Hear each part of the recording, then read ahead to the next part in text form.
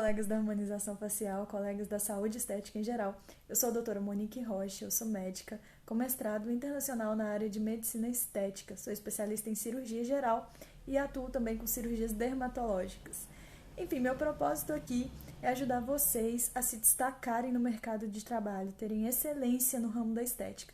E para isso a gente vai começar hoje com uma série de vídeos que vai ajudar vocês a chegarem nesse objetivo. E a gente não podia começar com um tema melhor, sem ser a anatomia facial.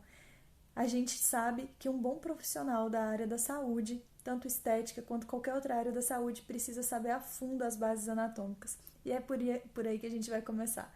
Vem comigo. Antes disso, não se esqueça de inscrever nesse canal, deixar o seu like nesse vídeo, deixar também suas sugestões, suas dúvidas, eu vou ter o maior prazer em te ajudar.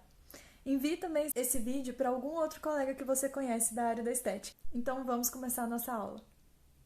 Então vamos dar início à nossa aula. Hoje a gente vai falar principalmente de esqueleto crânio-facial e sistema músculo-aponeurótico superficial, que é o SMAS.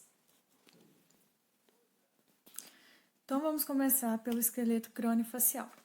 Primeiramente vamos lembrar daquele vídeo anterior, em que eu tinha explicado para vocês que a face é distribuída, os tecidos da face são distribuídos em camadas concêntricas e a pele vai ser a mais superficial dessas camadas.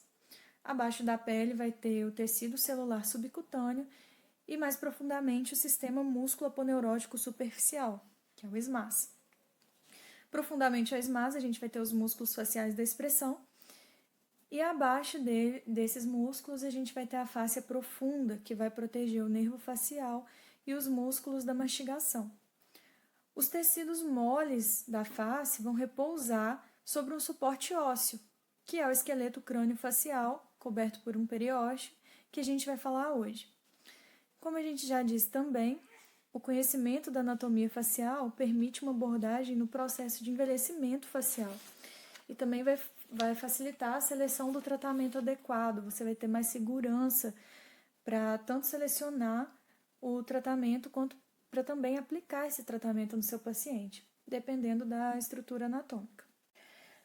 No ramo da estética, da saúde estética, nós costumamos dividir a face em regiões.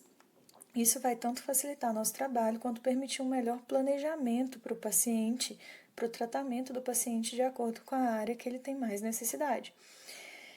Então, a gente vai dividir a face em terço superior, terço médio e terço inferior. Então, aqui a gente vai começar a ver sobre o esqueleto crânio-facial e como ele está relacionado ao envelhecimento facial do paciente.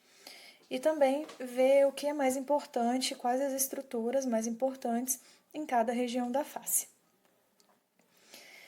Na região anterior e inferior da face, a gente vai ter mais inferiormente de verde a mandíbula, onde vão se alojar os dentes inferiores, e a parte inferior do osso maxilar, onde vão se alojar os dentes superiores.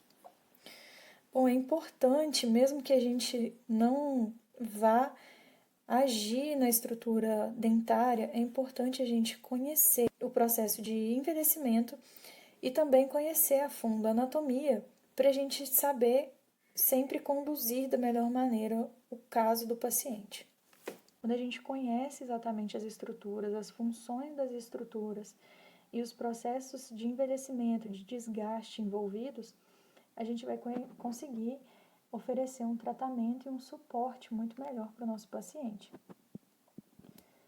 Na região médio-facial, a gente vai ter os ossos lacrimais, os ossos zigomáticos, a parte superior do osso maxilar, que é em amarelo, o osso nasal e estruturas mais internas, vômer, concha nasal inferior. Aqui abaixo, em verde escuro, a gente tem o esqueminha do etimoide, que também está um pouco mais interno. Bom, com o envelhecimento, os ossos faciais vão perder volume, vão se retrair e vão deixar espaços vazios. Essas alterações vão ser mais evidentes na área média da face, no maxilar e na região inferior das cristas orbitais, onde está aí marcadinho em azul. A gente pode perceber também um pouco do envelhecimento cutâneo relacionado é a flacidez. Bom, então agora a gente vai abordar o SMAS e mais para frente a gente vai abordar ligamento de retenção, musculatura e a inervação e a vascularização. A gente vai ver todos esses temas. Bom, o SMAS é uma estrutura chave no entendimento da anatomia facial. Bom, a gente pode ter ele como o seguinte conceito: é uma camada fibromuscular fina que vai estar localizado abaixo da gordura subcutânea, do tecido subcutâneo, e ele vai cobrir e interconectar os músculos da face. O SMAS ele vai dividir a gordura subcutânea em duas camadas, e ele contém septos fibrosos que vão se estender até a derme. Então, o SMAS ele vai atuar como uma rede que distribui as contrações dos músculos faciais para a pele. Bom, os principais vasos e nervos vão ter relações constantes com o SMAS em cada região da face. Isso vai tornar o SMAS um ponto de referência anatômico de grande importância. Então, nessa imagem, a gente tem aí rebatido o SMAS cobrindo as estruturas. Como a gente já disse, ele vai desempenhar um papel fundamental no rejuvenescimento facial, especialmente para nós cirurgiões. Ele vai ser um ponto de referência fundamental para dissecar, proteger e evitar lesões em estruturas importantes. Além disso, a gente também tem o SMAS como um suporte fundamental da derme. Ele vai ajudar a alcançar o efeito desejado na cirurgia de maneira mais anatômica, por exemplo, e duradoura do lifting facial e cervical também. Também vai ser importante para a gente, extremamente importante nos procedimentos estéticos minimamente invasivos, pelos mesmos motivos. A extensão do SMAS vai do pescoço ao couro cabeludo, e ele vai variar sua espessura de uma região para outra da face e também de paciente para paciente. Então, o que a gente vai ter do SMAS? Ele é mais denso, espesso, acima da região malar e muito fino no nível da bochecha e também no terço médio da face. Quando o SMAS ele cruza o arco zigomático, ele vai adotar o nome de fáscia temporal. Isso vai ser importante para a gente na estética capilar. No couro cabeludo, a galha e platisma no pescoço é uma extensão do SMAS. Então, aqui a gente consegue ver rebatendo a fáscia temporal, que também pode chamar fáscia temporoparietal, que vai ser a continuação do SMAS acima do arco zigomático. Aqui a gente tem o platisma em desenho e o platisma em cadáver, mostrando exatamente essa estrutura.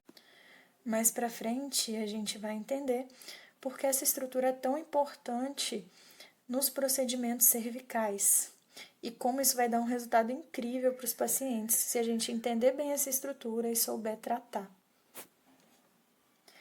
Aqui a gente tem diferentes cortes de platisma em cadáveres. Isso para exemplificar como a espessura dele muda, dependendo de paciente para paciente. A gente vai ter uma espessura muito diferente em muitos casos. Então, a gente precisa conhecer também essa variação para conseguir fazer um tratamento mais adequado, indicar ou não tratamentos para os pacientes. Então, o próximo vão ser os ligamentos de retenção e eu aguardo vocês para a próxima aula. Então, essa foi a nossa aula de hoje. Vou ainda trazer mais conteúdos, mais dicas para vocês. Deixa aqui embaixo seu comentário para mim e também sua sugestão, sua dica, sua dúvida e manda para um amigo também da nossa área da estética. Um abraço. E é isso, essa foi a primeira aula da nossa série. A gente vai trazer por aqui vários temas interessantes e que vão te ajudar a alcançar a excelência no mercado de trabalho. Vou deixar aqui para vocês o meu Instagram, lá também eu deixo várias dicas para colegas da área. Não se esqueça de inscrever no canal, deixar o seu like nesse vídeo, enviar para algum colega e ativar o sininho de notificações. Tchau!